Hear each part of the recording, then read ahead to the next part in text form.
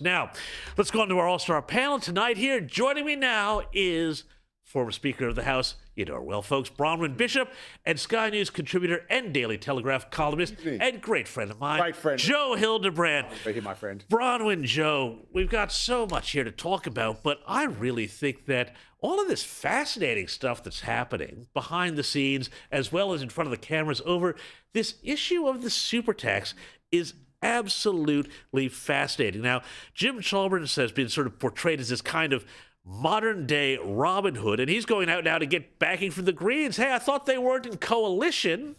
Who knew? Well, apparently they are in the Senate, while everybody else is saying this is maybe not such a good idea. Here's a little bit of Anthony Albanese earlier today. Have a look. Well, there's not anything new here. This has been before the Parliament for about 2 years.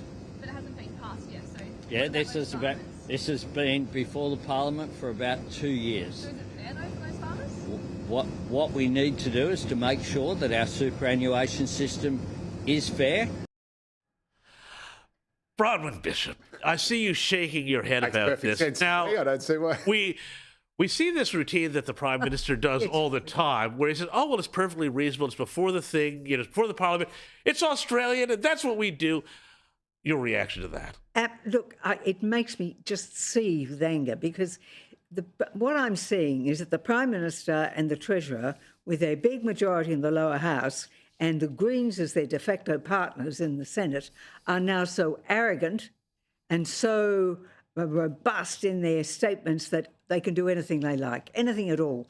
To say that this stuff has been in the Parliament, it's been rejected every time it got into the Senate, which is why they don't want to sit until the new Senate is convened, when they can do their deal with the new senators who are in place.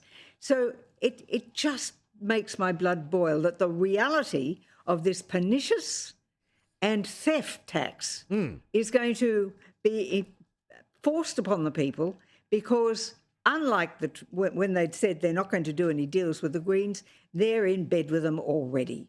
And for Albanese to come out and say, oh, well, we're subject to having a chat about maybe with the opposition, but Jim Chalmers comes in and says, oh, no, we'll take the Greens any day.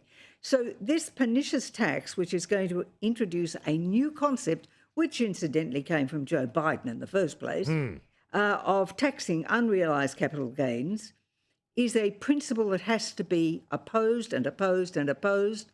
And should they force it through, it's got to be one where there's an undertaking to repeal it because it is just such a wicked tax to impose upon people. And you watch, once it's put in place, your friends, well, see it getting out into other areas. Wasn't it the Morrison government that first put in the 15% that we have now? We're not talking about... Oh, sorry. Okay. We're not talking about No, but Joe, we're talking about what we're talking about, Joe. We're talking about putting a tax on unrealised capital gains.